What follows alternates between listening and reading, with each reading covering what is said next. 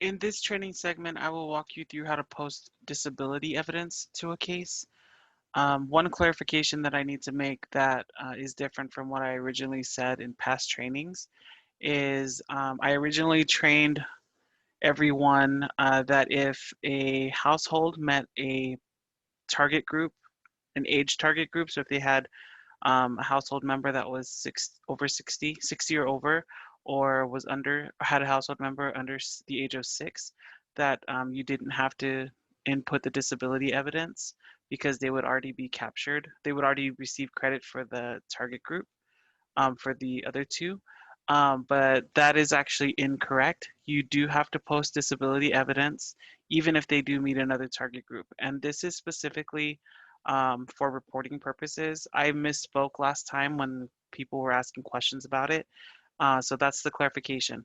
You do have to put in medical or disability evidence every time a customer claims that they have a disability or that they meet the disability target group. So I'm going to walk you through a couple of different scenarios on how to post medical, or I'm sorry, disability evidence. We're here again on the case home screen for the test case here for Timothy and Mandy again. We're going to go into the evidence screen from here on the vertical toolbar. And this time from the sitemap, we are going to go to under the household section, we're going to click on the disability/incapacity evidence tab. And then you will click on the add new disability tab. And then from here, you will input the information, and I'm going to show you different scenarios. And so let's pretend that Mandy is claiming that she is disabled, permanently disabled or incapacitated. You have to put in how that was determined. So if they are on SSA or SSI, that's probably the easiest way.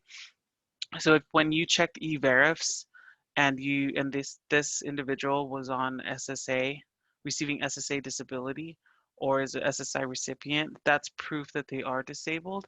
And so you can choose one of these categories.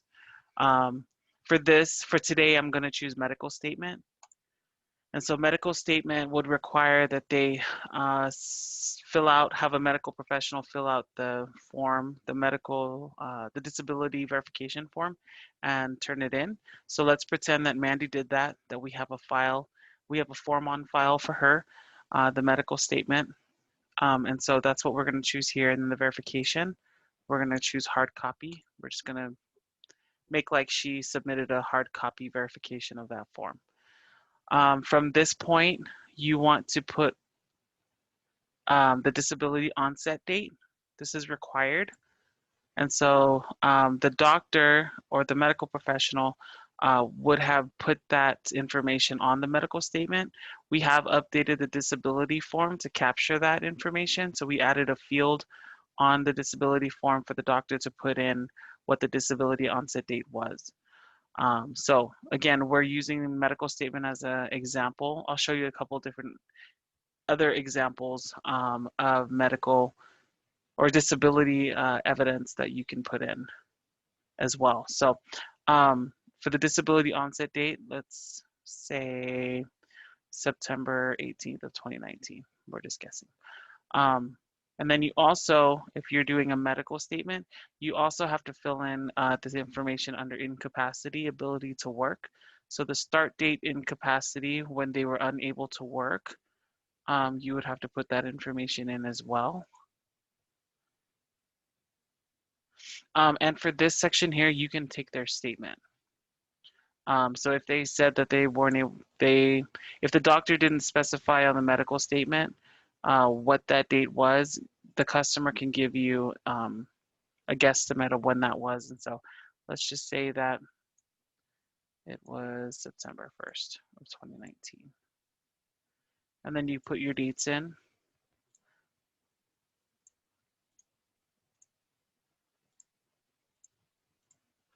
And click save. And now you have the disability evidence posted for a medical statement. So another type, let's go and do another type. So let's pretend that Timothy is also claiming permanent disability. And then disability incapacity. let's say it was determined, let's say visually evident. It's someone who came into your office. They are obviously disabled. But they're not currently on SSI or SSA disability. So you're going to choose the visually evident section here. And then for verification, let's just say collateral contact. Let's do collateral contact because they're in front of you and you're having that conversation. You wouldn't want to use client statement because the system doesn't like client statement as a verification type. It'll kick it back saying that you need some other type of verification. So try to avoid client statement. Let's go contact since you are having a face-to-face conversation with the customer and it's obvious that they have a disability and they're sitting in front of you.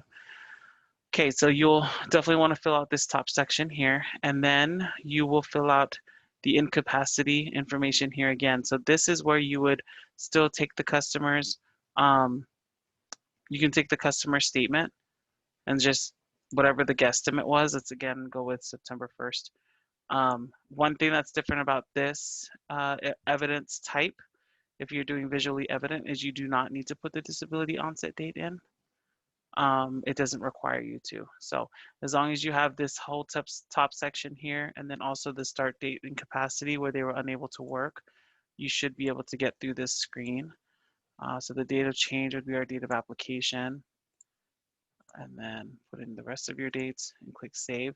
Now you have a different type of disability evidence posted for visually evident when you can see them and that they're obviously disabled. Let's go through one more scenario. Let's go back to Mandy this time. Let's say we're just going to keep going with permanently disabled or incapacitated. And then this time, let's pretend that she is on SSA disability, just for training purposes. And then let's also pretend that in the eVerifs, you saw that she was on SSA disability and that you were able to see her information. So our verification type, if that was the case, would be electronic verification because you saw it in eVerifs. You would want the disability onset date, which you can get from the eVerif screen. So go back to that screen, look for the disability onset date and put the date in. So let's pretend it's September 12th of 2018. And then you scroll down. You should be able to just put your dates now. The date of change would be your application date and then today's date for the rest of the dates. And then click save. Okay, so now I've showed you 3 different types. If you come across someone who is 100% VA disabled and they have verification of that, you can use that as well. And so you can click on, let's say if it was Timothy, we can click on that. The disability would be the VA. The verification type, let's say they brought in their form that verifies that. Could be a hard copy.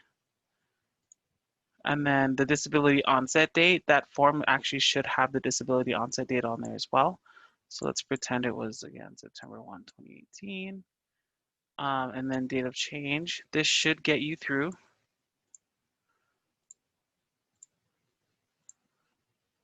All right, so this is warning me that I'm missing some information. So when a disability onset date is entered, reason for incapacity must be permanent or temporary. Okay.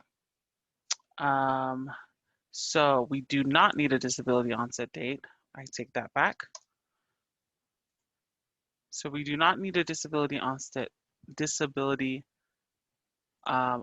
date, but we do need a start date and capacity for when they were unable to work. So let's put that in there instead. Let's see if that'll get us through. Okay, that did get us through. So if it's a VA disability verification, let me just recap that real quick because we had an error. You can choose the reason for disability being 100% VA disabled. You would choose VA for the disability and capacity determination. The verification would be hard copy if they submitted a form. You do not need to put in disability onset date, but you do need to put in incapacity start date for when they were unable to work. So I think that's the biggest difference among all of these. different types of verifications is some of them require you to have a disability onset date. Some of them don't. Some of them require you to have a incapacity to work start date, and some of them don't. So it will take a little bit of time to get used to which ones require what information, but this is a good example of 4 different types of disability evidences that you can enter, and what information you would need to be able to complete that evidence. Okay, so I want to show you a couple of things, what results you get if you put in a disability evidence. Okay, so I'm going to go ahead and undo some of these since we only need one to really show you what information pulls over. So I'm going to take that one and apply the changes. I'm going to go back to the case home. I'm going to go into the HEAT program home, check eligibility again.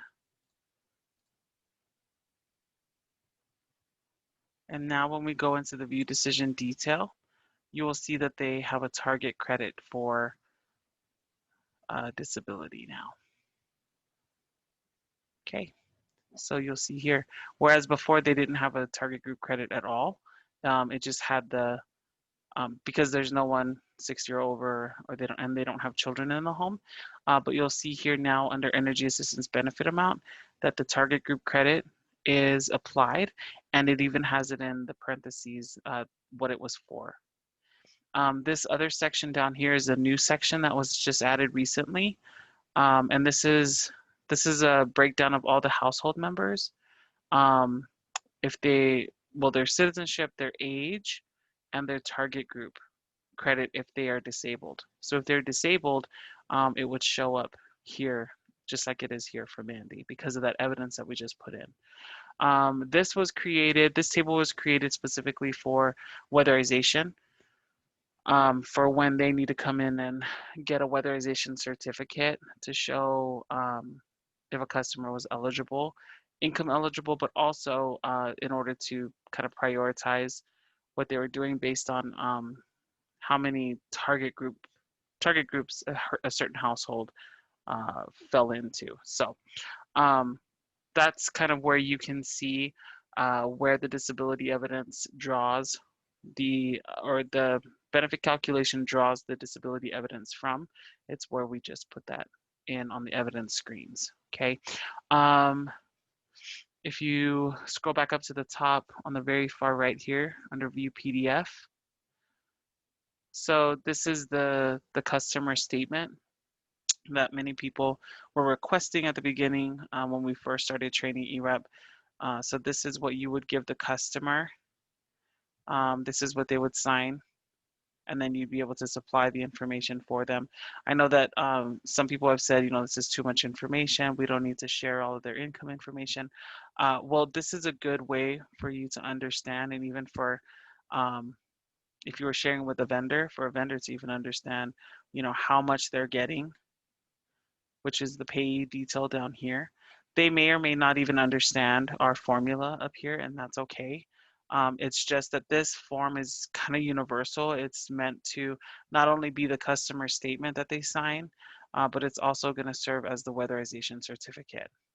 So that's pretty much how you post disability evidence and where you can go and find where the disability evidence connects in the benefit calculation.